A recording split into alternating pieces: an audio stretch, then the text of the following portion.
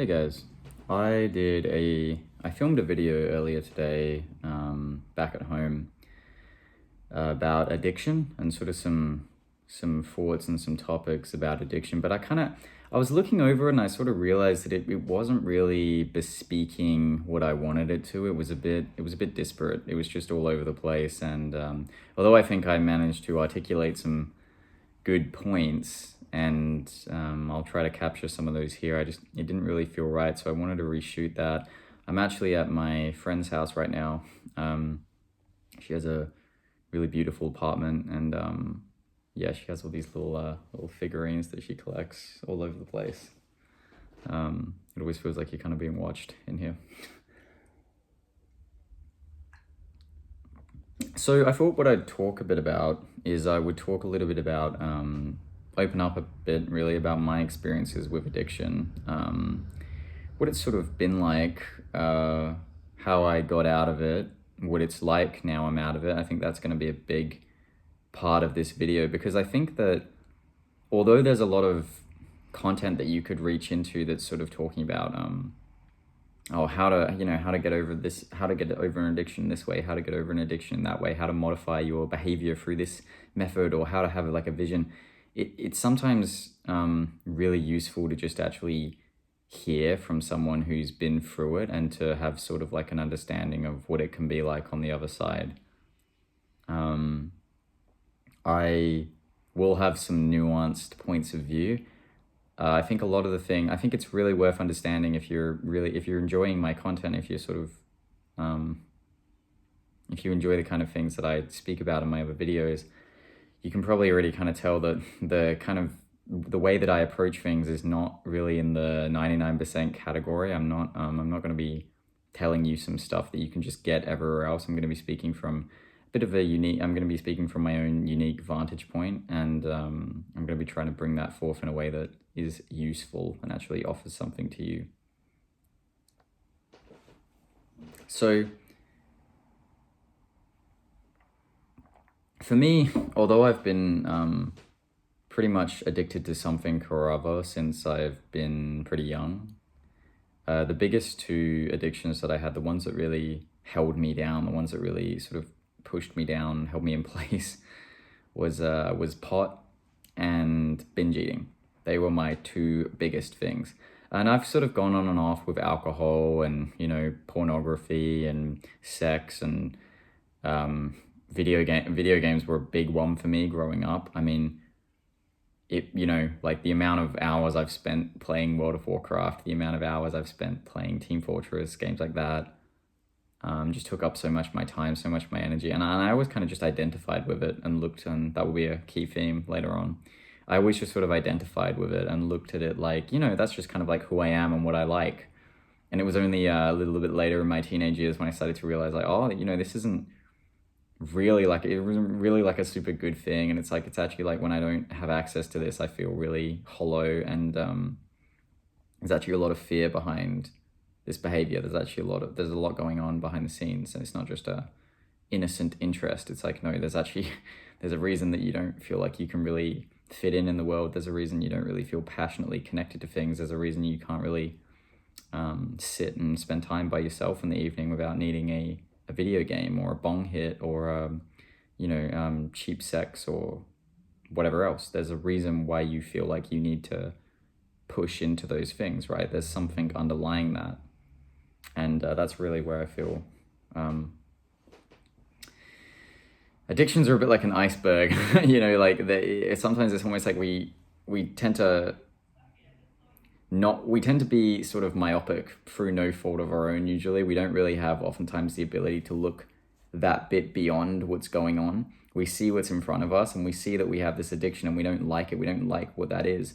And although there's more openness around causes now, and there's more open flowing discussion about childhood trauma and blockages, energetic blockages, lifestyle problems, it's still oftentimes we get like quite hyper focused on the addiction and like how to modify the behavior. But what we seem to fail to get is that the behavior is not the problem in itself. The behavior is a symptom. And a lot of the reasons that people who actually do manage to get sober, they do actually manage to condition themselves into sobriety through some means, one mean or another, although they're conditioning themselves into sobriety and they actually manage to just stick through the pain, or they go through those withdrawals, they end up relapsing, or they end up sort of just like supplementing that prior addiction with another addiction a lot of the time, right? And it makes you think like, what is that there? So when I was younger, what my parents used to say to me, what people used to say to me is, you have a really addictive personality. You have an addictive personality. And the more I've kind of got older and thought about this, I kind of realized that this is just fucking stupid. Like an addictive personality, it's a really limiting and sort of defeating label to put on people. And I think it's just oftentimes something we do to pigeonhole people when we don't really know how to look into what's going on with them. So we just think, oh, you have this addictive personality, so everything you like, you must just get hooked on, right? It might just be your brain. But we don't ever really go into like why is that? If that person does have an addictive personality, why do they have such an addictive personality? And I can pretty much guarantee you that like the reason we tend to have such strong addictive personalities, I think if I could put it down into simple things from what I've observed, and these are just my observations from myself of having been a substance addict for like nearly like over 10 years. I mean, I'm completely sober now. I don't binge eat. I don't take drugs. I don't watch porn. I don't do any of those things that used to hold me in place. But considering I was under the thumb of those things for so long, for me, myself, it's been, first off, it's a lack of safety, which is stemming from a lack of love. So it's like a lack of safety. It's not really feeling like I'm okay to feel the emotions and to actually sit and be within the experience that I'm having right now.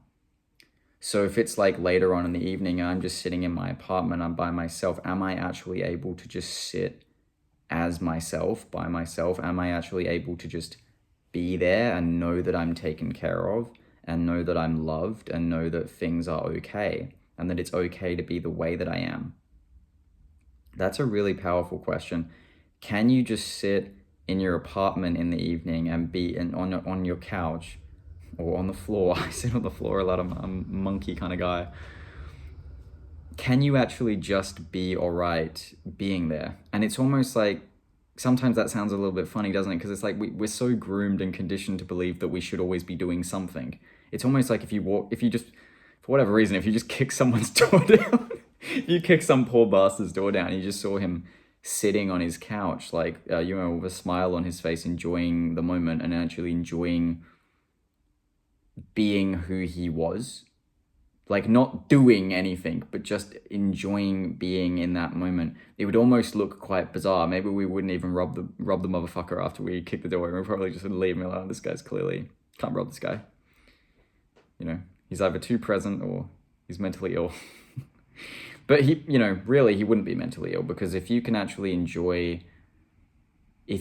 know how to be satisfied within the present moment within yourself, and you deeply understand that you're enough, and that you're loved universally, that you are actually safe within yourself, and that you are okay, and that it is okay to experience yourself as you are, then you're not really likely to need a bunch of exogenous stuff in order to give you that sense that you are okay. Does that make sense? If you within yourself feel yourself and believe yourself to be okay, and you actually enjoy the experience you're having in life, you enjoy embodying you enjoy being within your body, you're relaxed within your body, you're calm within your mind, your thoughts are resonant and harmonious. I'm not talking about a super excited, amped up state of just God consciousness. It's like, no, I'm not talking about that. I'm simply speaking about being satisfied within the present moment and knowing yourself to be loved and knowing yourself to be secure. If you're within that state, you're far less likely to turn to the crack pipe. You're far less likely to turn to the Doritos. I know putting them close together maybe seems a bit tongue-in-cheek, but you get what I mean. You're far less likely to need to feel like you need to roll a J, or to have a drink, or to just like watch a bunch of Netflix, binge on Netflix. Not to say that, personally, when it comes to substances and drugs, I don't really feel like, if it's just me, I don't really feel like it's worth using them in recreation, because I mean, especially with like pot, when you smoke weed, it's not just like you smoke weed and then it's like you're high and then you're sober again. It's like, no, it stays in your field for a while. A lot of substances do that. They murk, they have a murky effect. If you can actually read someone, you'll know that it stays within them for a few days after it at the very least. And if you're using it a lot, I mean, and we even know this at like a physiological level, right? We know that THC tends to have a strong. It's very, it binds into fat and it lasts a really long time in the system. That's why you can drug test someone for weed like months later, and they can still have it in their system because it's lipophilic, right? Like it stores in fat like quite easily. But it also has an energetic counterpart to that where it stays within your field for quite a while. And so you're not really going to feel like you need to have that if you actually feel safe and you feel loved within yourself. So then this starts to make you think in a way, what, where does that feeling loved in yourself actually come from? Well, as far as I would see it, feeling loved within yourself and feeling that you're okay within yourself is like, for the people who are going to experience that the most, it's already been conditioned into them, because when they grew up, they were actually told that they were loved, they were touched, they were held. They weren't just enduring an atmosphere of psychic distress constantly. When you're a child, something I read in a Gabor Mate book, The Realm of Hungry Ghosts, great book about addiction, by the way, on the topic. If you're interested in some literature, In the Realm of Hungry Ghosts by Gabor Mate, really cool book. He has something that he says in this book, and it really hit me, and I read it a few times. And he was saying that as a child, you swim within the ocean of your parents' unconscious minds. And it's a really, it's one of those things that as you ponder more on and you start like to personalize the significance of that, you recognize that that is quite an amazing statement. That is something that there's a potency to that. It's not just about if your parents fought in the other room, but then they were like, oh yeah, everything's fine to you. Like, no, it's like you're way more sensitive to everything else that's going on in the environment than you think. And some kids are really fucking sensitive. We can feel all manner of what's going on in our environment. We're sponges to that. We expunge so much of that information. And some of us, it goes even a step further. As we know, some of us are for me, for example, like I definitely dealt with like physical abuse when I was growing up. Like I was abused physically quite, not every single day, but it had happened, and I can remember it very clearly in my mind now. And emotionally, like that was a lot more common. And worst of all, though, if I'm being honest with you, was actually just the very consistent vibration of stress that sort of permeated the atmosphere. The very strong vibration of worry and fear, and how that would sort of come out of my parents oftentimes. It would affect me very negatively, and I actually was often looking for an escape. Even at a young age, I was looking for something to quell that. But I was also strangely fascinated by it, if that makes sense. Like, yeah, I would spend a lot of time like playing video games and trying to sort of escape, and I would actually leave the house for a few days at a time sometimes because I could not deal with what was going on in my family. It was too painful for me. So yeah, I would leave and I would smoke pot for days on end. I would drink for days on end. I would look for some sort of what at that time looked like a higher vibrational activity. But also, I would go in my room and I would hear my parents screaming and yelling at one another. I would hear that other stuff going on. And I would find myself listening. I would be drawn into it in a way. And it's that's part of my, we're not going to talk about all that here, but that's part of my development as a soul. I believe is that there is something deep within me that desires to harmonize that conflict. And part of that is that you are attracted to conflict in a way. Hopefully you don't create it. I don't need to create conflict, but you are attracted to it because you feel like, even as I'm saying it, I feel this sensation go through my heart and through my throat because there's a sense of resonance with what that is. Anyway, the number one, that's kind of a big part of it. If you felt like you grew up with love and that you were actually given love when you grew up, and that love was in your surrounding environment, and you were held, you were touched, you were held close, you were given the freedom to express yourself, and that your thoughts and opinions and the sort of understanding that you were generating on life was encouraged, and you were given a sense of an atmosphere of mental flexibility and acceptance, you are far less likely to end up in addictions. Not that it doesn't happen. There are many reasons, like, some people who you would never expect get into horrible addictions. Horrible addictions, whether it be substance or behavioral or whatever else. But it is often it's not so likely if you were groomed into that sense of love. There's someone in my life, there's actually a couple people in my life who I know had, they had much better childhoods.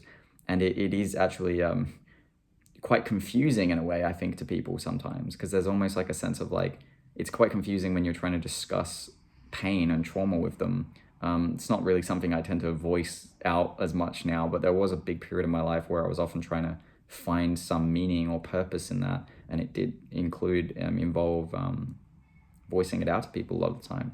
And it was often confusing to those people, even though they often held great support and they were very loving because they have more love to give.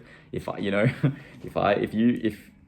to give you $20, I have to have $20, right? And someone who has so much love like that, they do exude more of a natural sense of love and safety from them. And we know that, right? We know people like that in our lives, definitely. But they often would have trouble, I think, understanding, like, why is it that it's not understanding why a stressful situation would bother you, but it's more like they have trouble understanding why you're almost like in a constant state of stress, or why you seem to like contextualize things in a way where they're worse than what they seem like to them. Because you've got to understand that if your sense of safety is threatened at a deep level, it is incredibly difficult for you to build anything upon your own foundation. It is difficult to build relationships from that place. It is difficult to undergo a passion or a purpose from that place. Because if you don't have that sense of safety, what's going to happen is everything else that you accumulate and that you do in your life is basically going to become sort of like, there's going to be a hole. It's like holes in a bucket. There's going to be kind of like these, even though you're filling yourself up with all this stuff and you're, I'm doing it. And that's like the whole hustle grind culture, like grind culture thing, right? It's like work harder than everyone else. And it's like, you see a lot of these people have definitely had a lot of trauma and a lot of violence done to them in some way, because although they think they're on top of the world and they're on fire and they're and they have these like super great beards and they're alpha males and women as well, like this isn't exclusive to men. Oftentimes it's like, why are you trying to push and fight so hard? And you actually recognize it, and it's like, these are people who don't have any connection with the present moment. They don't have any connection with the satisfaction within themselves. So they perceive satisfaction as a completely exogenous external thing that they have to move towards. And thus they essentially create a larger sense of duality, and they create a larger sense of lack in themselves, because you get good at what you keep doing. And if you keep pursuing, but you don't really find, you're just better at seeking, right? And that's kind of what dopamine is, right? Dopamine is a neuromodulator that is associated and defined characteristically by its sense of you craving something, right? Where something more like the serotonergic system is a lot more associated with you experiencing something and you being able to be in that moment. And we have a lot of this very strong move for the thing culture, but we don't have a very strong actually know how to be in the moment and be grateful and satisfied within yourself culture. And when it sometimes seems a bit like gimmicky. It's almost like, oh, just love yourself. But it's like, no, at a very real level, it's not a fucking luxury to enjoy the present moment and love yourself. If you don't have that, you will never be satisfied, because that is where satisfaction is. It is where it's emanating out of. And we'll talk a lot more about that. We'll have a lot more videos coming out about that sort of thing, because that's just changing my life. And that really has been the cornerstone of why I'm not an addict anymore. So first of all, we've got that sense of not being able to sit alone in a room and not really being able to experience love. And then on top of that, I think that there's another component to this where it's like, we just don't really like what we're doing and we don't really like who we are. Now, they overlap. Like these two big factors, like, or four factors there, they overlap, right? Not liking yourself and not really liking what you're doing in your day-to-day life is largely contingent upon if you don't really love yourself and you haven't really received, or you don't know how to receive love. You are more likely to, you're not really likely to have the boundaries and the sense of understanding in yourself to really pursue what you like. Or you might just feel like you know what you like, but you can't make money out of it, and you can't spend your time doing it, and you can't, you can't really be like that. So you almost like have to press it down in a way. And that as well is a large cause for addiction, because one way or another, the key theme here is you, me, we are organisms, we are creatures that require a certain marker of joy and love. We need that. We need to enjoy things in life. And really what an addiction is kind of like a contorted magnetic pull, and it sort of feeds that desire, that hunger for joy. It's interesting if you read through some of like the Buddhist literature, when they say hungry ghosts, it's sort of depicted by these creatures with giant bellies who are like sucking through a straw. And it's an interesting thing to look at. You really start to see how that relates to that endless desire, that maya, that endless sense of like needing something. If you don't really get the joy, if you don't really get your joy out of your everyday interactions with people, look at it like this. If you're doing shit that you don't like with people you don't like to do it with in a world that you don't really like living in one way or another, you are going to suck some light through that straw. It's not real light. It's not real sunlight. It's like LED. You're sucking LED through that straw. It's a terrible analogy, but I'm pretty sure it works here. And what sort of happens is like I see a lot of people, like you'll meet some people who are like the most nihilistic, like life sucks, there's nothing good about life, people ever, but yet they still like, but these people are often like, addicted to something or other. And I've gone through a lot of nihilism myself, and it's like, it's funny to be in that place, because you do actually clearly desire pleasure, joy, and love. It's just that the way you know how to get it is you only know how to get it through this like very immediate fix.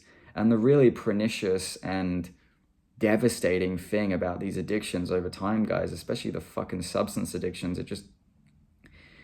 the reason it becomes so devastating is because not only are you now dealing with that trauma and dealing with that lack of love and dealing with that inability to connect to life, but you are also dealing with this massive behavioral modification that has taken place, like on a neurological level. Like your brain and your vehicles change in response to this addiction.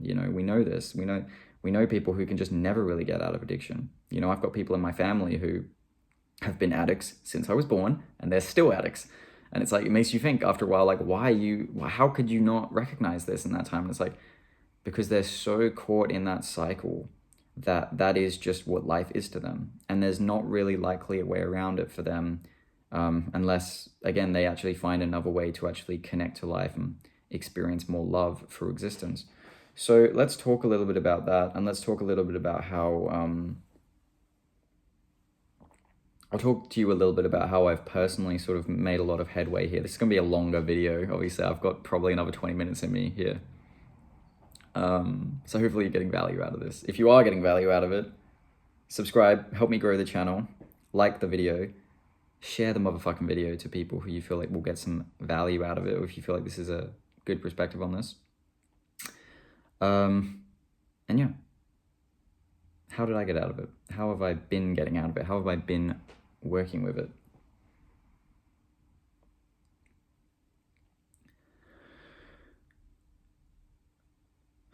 Instead of giving a really long, drawn-out story, I might make another video.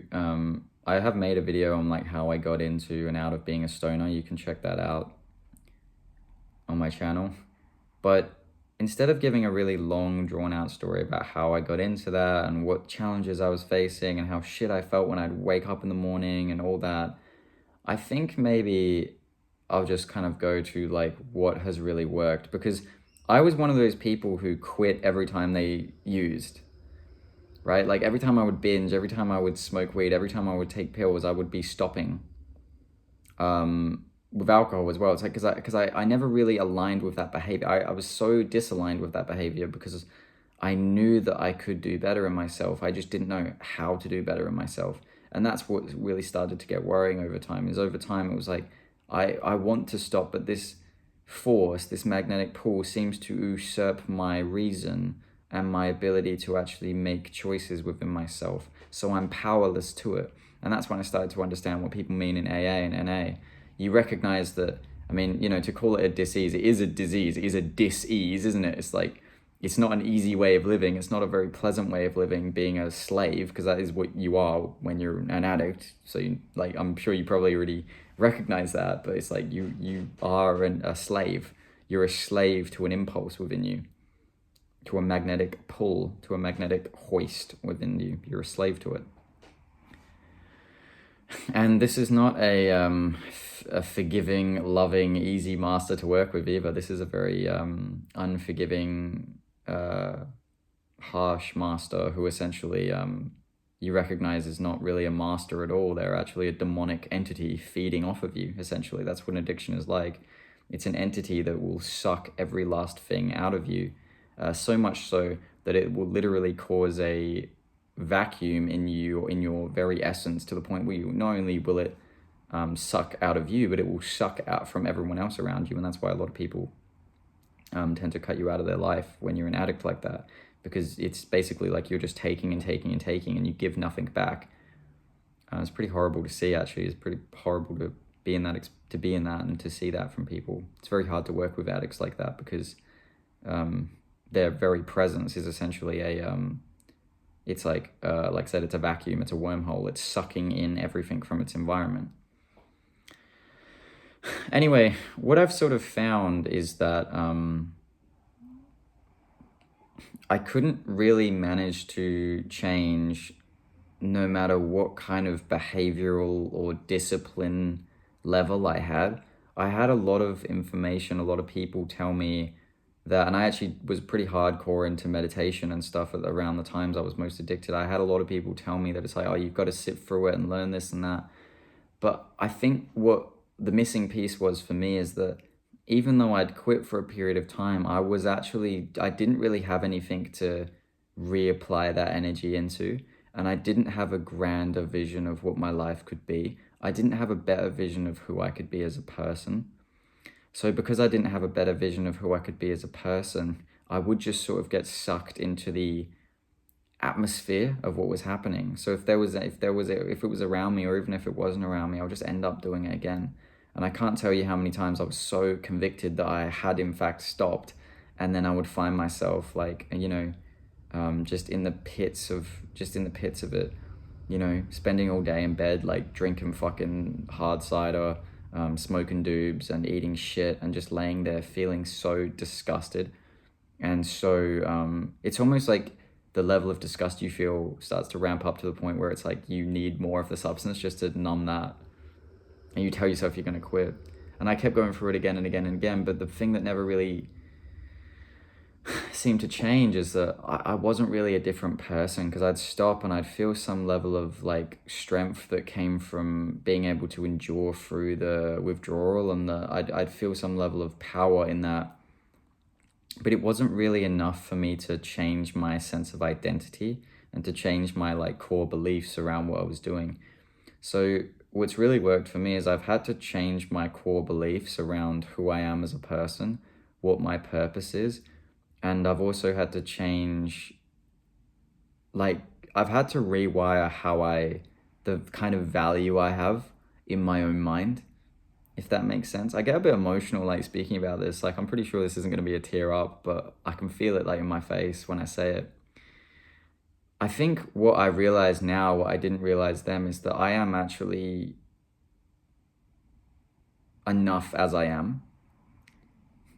I don't need to be a certain way or have a certain amount of things or look a certain way, or I don't need anything more than what I actually am. And even if I had 100,000 times more than I do now, and I was 100,000 times increased or stacked up in every area, I just understand the basic fact that what I'm really looking for is already with me all the time, and it's to be loved. It's to be actually secure in myself. It's to be able to just sit down and deeply appreciate something in life, or just life itself. It's being able to sit and look someone you love in the eyes and talk to them and take them in and drink them in and be there in that experience and enjoy it. It's being able to go out and feel like you're on an adventure and that everything's fresh and that everything's new and that you don't need a single thing more than you have right now. And everything else that does come to you is basically just you're happy with where you're at, right? So when you meet new people, when you go out of your way to say hi to people, when you meet people, you socialize with people, you connect to people, when you walk down the fucking street and you're smiling at people, what you're emanating out of you just comes right back to you, and you trust that. And you know that you're going to be taken care of, and you're not spending all your time in this stressed state, siphoning a little bit of happiness for a straw to fill your, unsatiable appetite. Because you know that you're already actually all right as you are. So the more that I actually have learned to respect myself and actually be who I want to be. And the other thing, guys, is to be able to listen to yourself. If you spend a little bit more time being quiet, and it's not a technique, it's just general fucking, like, if you just spend a little bit more time being quiet in life and actually just acknowledging what it is you need, you will find what that thing is, right? We're so used to outsourcing what we feel like we need to other people, even with addiction, right? How do I do this? How do I do that? Well, have you actually sat in silence or like with a journal and a notepad and actually tried to trace some of this stuff back? There's no substitute for your own direct experience, right? And I know this can seem a bit frustrating in a way, because it's like, isn't this video about how to get over addiction and how to work through it? And it's like, well, yes, in the abstract, but it's not in the concrete, in the specific, because that can never be given to you by another person. The way that you personalize the abstract is what really gives you the results. It's not just having the answer. No one just gives you the answer. The answer comes from within. But the abstract information, the theories, the concepts, it's being able to feel someone else. If you can feel me and you can sense that from me, and I'm in your field and you're in my field like that, that's really where you get a lot of the value from other people. And that's why it's so useful for people to do support group meetings. You think it's just here, we look at things in a very materialistic way, right? We think it's just the stories and just like the going and the commitment. And yeah, that they're all valuable parts of the process. But really what it comes down to is it comes down to being in an atmosphere where other people are undergoing this same thing. So you're part of a stream and a process. And that might be what you need. You might need a community. I've definitely had a community in a sense. I've had people who I've been able to discuss this with. I've had a fantastic therapist. I've had a lot of love from people in my life. I've had a lot of support for sure. But there is no real substitute for the support that you can give yourself. Because when you start seeing yourself differently and you start, the way you contextualize life is based on your highest value and purpose. And if your highest value and purpose is worth its salt, you're not spending your time smoking bongs and eating cake out of a box in your bed. It just doesn't work. And sometimes people try to get sneaky about that. They're like, oh, that's kind of like, my purpose might, I smoke weed. And it's like, I guarantee you, if you're someone who's spending their time smoking weed on a day in, day out basis, you have not done a lot of work on your real purpose. And people love to throw the Joe Rogans and the Snoop Dogg's in there and whatever. And look, we're not going to go into that whole conversation, but you don't need anything to know that you're loved and to be all right in yourself. All you need is to acknowledge that. We're going to be making more videos on this topic. We are going to be talking a lot more about how to build that connection, at least how I know how to build that connection. I don't have all the answers to it. Like, it is a very personal thing. But yeah, it's being able to change your idea of yourself. once you have a better like idea and understanding of yourself, that filters down to the emotions. And when that filters down to the emotions filter down to the behavior, right? If you work on one behavior at a time, yeah, sure, you will get some results from that. And I'm not telling you not to. I understand the idea behind that, right? The whole Anna Lemke thing. It's like, I get that. It's like if you wait, say, 30 days, your your phasic dopamine will reach like a neutral point, and then but it's like, yeah, but if you still have that gaping wound and you have that hole in your bucket, you are still going to fill it with something or go back to something. So don't worry so much about the behavior, but worry more about how you feel. And then from there, it's like, don't worry how much about you feel. Don't worry so much about how you feel, but worry about your actual understanding of yourself. The understanding you have of yourself is what's determining how you feel. How you feel is a combination of the thoughts you have and the emotions you have, and it's how they intertwine. And when they intertwine like that, you have an emanating effect. You can actually feel this if you're sensitive. You have an emanating effect.